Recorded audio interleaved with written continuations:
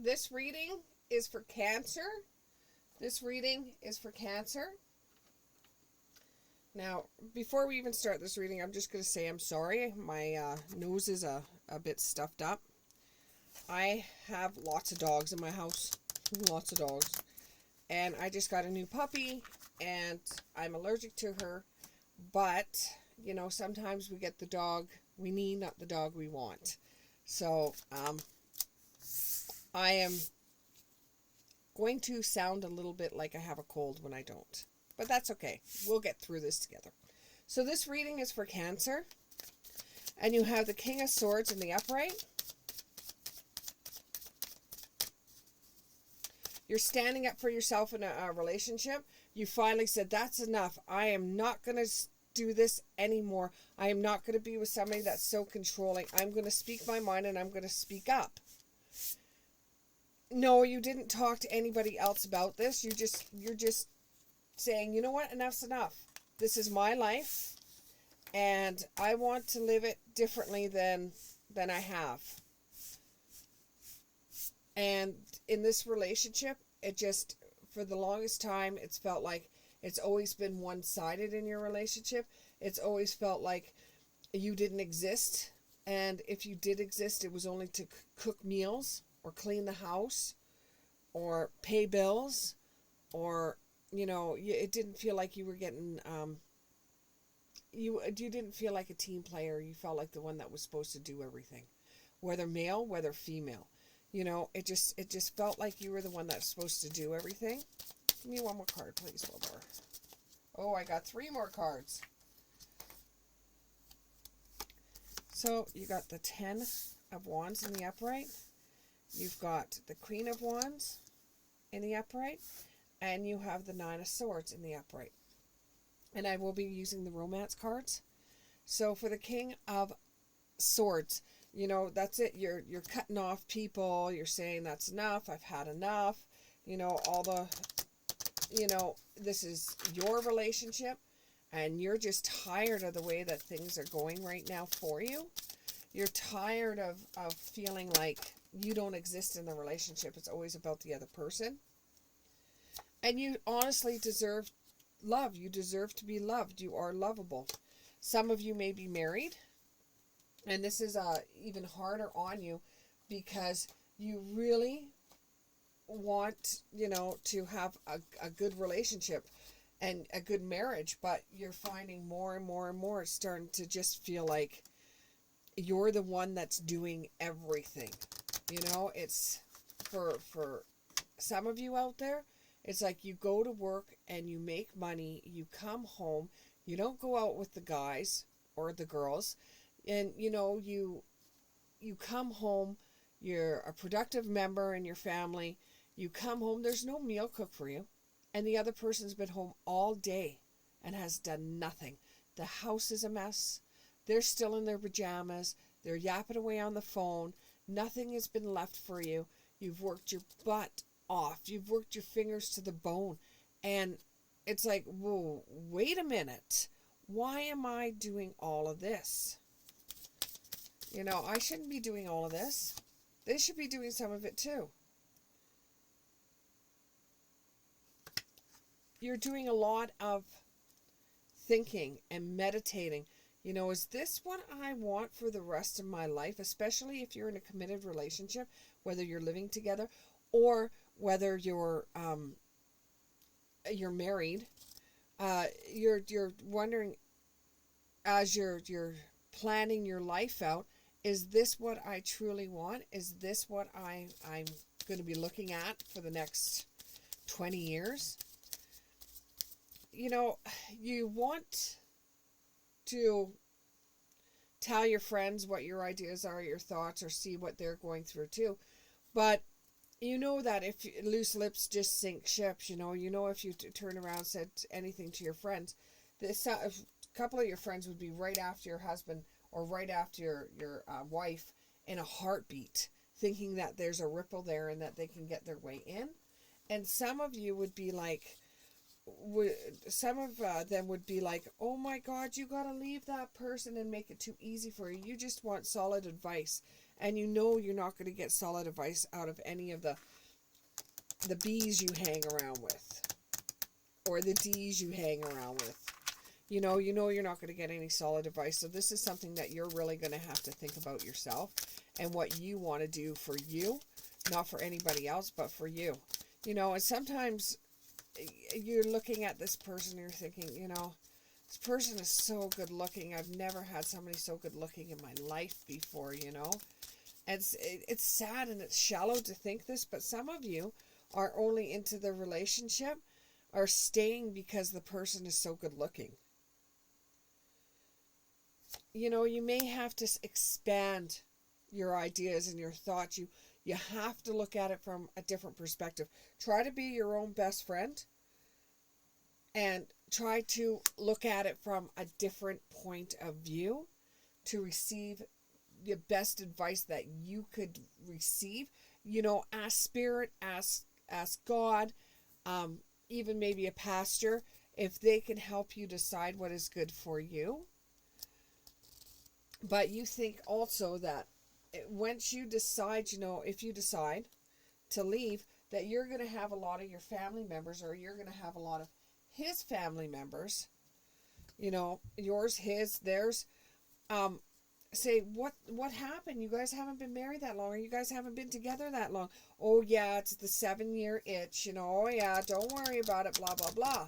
But all in all, you don't care if they're trying to make you feel like you're pushed up against a tree, or you're pushed up against the wall. This is something that you're contemplating, because you're just tired of being controlled. And when you try talking to this person about it, they're just like, I'm not controlling you. I'm not doing anything that I shouldn't be doing. I'm good, blah, blah, blah. I'm not doing anything. And then some of them will start taking offense. Oh, you want me to cook you a meal? What am I, a 1950s wife? What am I, what do I have, boobs? I'm not the one that's supposed to be cooking the meals. You take a good, hard look at what you're looking at and experience the life that's coming towards you. Open your eyes. The person may be good looking, but age and time changes people and their appearance. Do you want to be stuck in a relationship that is very controlling like this? Some of you, though, on the flip side, some of you may turn around and talk to this person and say, look, I'm at my last rope here. I'm at the pier right now and I'm ready to jump off. Can we just sit down and talk about this? Why is things going this way? Do we need to leave one another? Like, why are you being so controlling? And if the person actually says, oh, I didn't think I was being controlling, maybe there's a glimmer of hope there, and maybe there is treasure hidden in the shadows. You may be able to get past this truly and be able to plan out a new life, or something close to planning out a new life. Or you don't want to make any plans with this person and you just want to say, you know what, I'm done. I'm not doing this balancing act anymore. I'm done. I'm not tilting it back and forth and back and forth and back and forth. I'm done. I can't do this anymore. And you're just gonna say, you know what, I've been working my butt off. You're not. One of these people in this that I'm seeing here was laid off or has had back problems and they can't work, but they've decided not to do anything else but drink. So you're not, you knew the person before they started drinking, before they had the back problems, and they weren't like this. And you've tried to sit down and talk to them and say, hey, you need some help, and they have not gone out and got help. And you're really trying to decide, look, we were told a long time ago, or you're told as you're growing up, when somebody is sick, to help them in a marriage and stuff like that, to love the person in health and in sickness. However, when they won't even help themselves with sickness, you're doing a balancing act. Should I go? Should I stay? Should I go? And you're feeling guilty too for some of you out there, because this person has got a mental condition, or has got some kind of physical condition, or they're having problems. But instead of getting help for the problem they have, they're choosing other means, as in drugs or alcohol, to be able to, take the edge off. And you're doing a balancing act because you don't know who you're living with anymore, because the drugs and the alcohol changes this person to a person that you don't even like, that you would never marry, you wouldn't even give the time or day to. So you're doing a balancing act, because when they're good, they're really good, and when they're bad, they're really bad. You need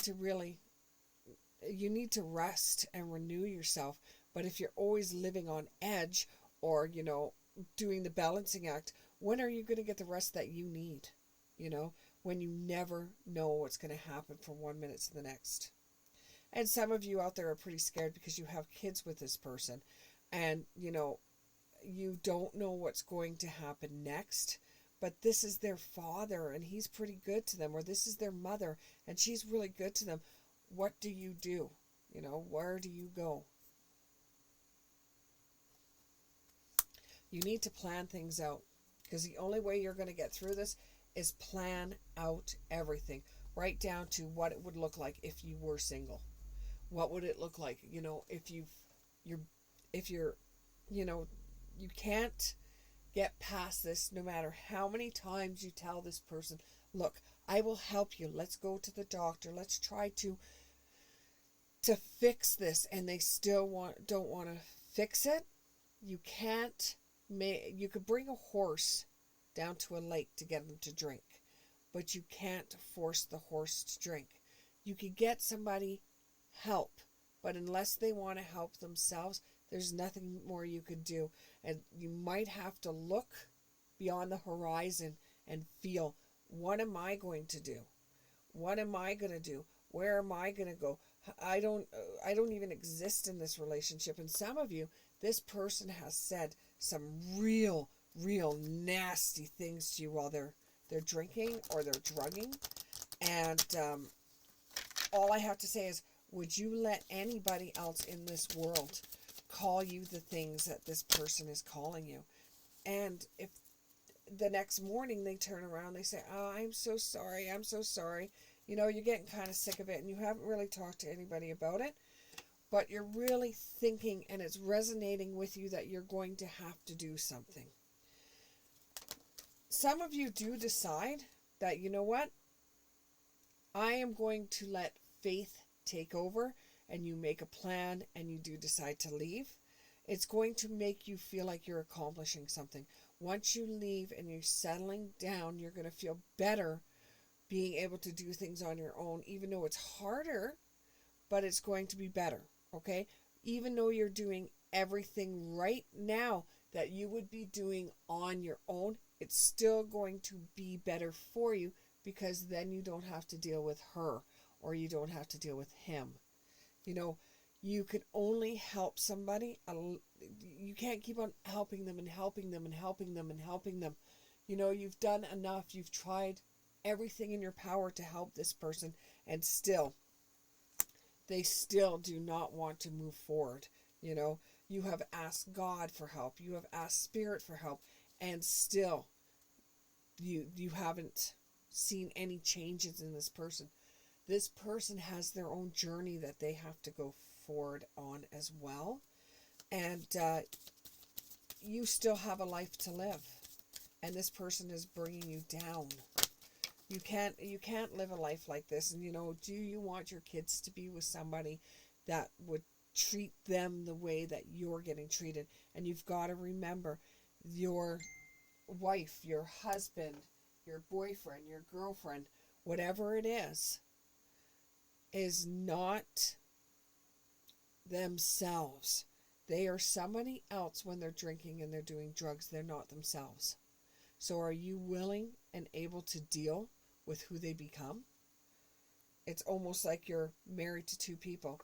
You can forgive them and move on. Say, you know what they're going through is their own journey. They have to live their own journey, and forgive yourself for deciding to leave them when they're sick. If they don't want help, you can't help somebody that doesn't want help. No matter how much you want to, you just can't. You just can't. And this has been going through your mind over and over, and you're having sleepless nights. You're not getting any sleep whatsoever. You've been very graceful to this person, and you've shown a lot of generosity to them. When is it your turn? When is it your time? When is it your time? When is it your time? You're getting more clarity behind this situation. Now you've got to organize a plan, and organize an out plan, or organize a plan to get them help, or try to see if this one last time talking to them is actually going to make sense to them and they're going to do something. Going into the future, what are we looking at going into the future? Going into the future, what are we looking at going into the future? Going into the future, what are we looking at going into the future? For Cancer, going into the future. We're looking at using the right use of power. Okay, so you're in a position that you're totally sober, and you're able to use your power, your strength, to be able to have a better life for yourself if they don't want to have one with you. Like, how much are you going to put up with until you say enough's enough? Going into the future, going into the future, going into the future, going into the future, going into the future. So, now would be the right timing for you, instead of being stuck in this relationship for longer than you have to be stuck in it for. It's one of those things that the longer you stay, the harder it is to leave. When you're feeling the way you're feeling right now, and you've done everything in your possible power to make this relationship better, and it just isn't working for you anymore, no matter how much you try, cut your losses now. You'll get your luck back. You'll get you back on your feet again. Being in a relationship for 10, 20, 30 years or longer, like some of your family members have been, like back in the 50s, they would stay. You don't have to do that anymore. You don't have to live in a life that you don't want. And it's going to be very overwhelming for you in the days to come. Very overwhelming. And eventually things will go back to the way they were before this person. It's just going to be an added sparkle if you have kids. You're taking a bold step forward. You have decided that you're going to leave, for those that are deciding to leave. And you're going to refuse their call. When the shit hits the fans, you're going to refuse the call. And you're going to look at this as a movement towards an adventure. You're going to leave it behind you and say, let's see what else there is out there in my life. You're going to take it as an adventure of a lifetime. Thank you very much, and we'll see you in the next one.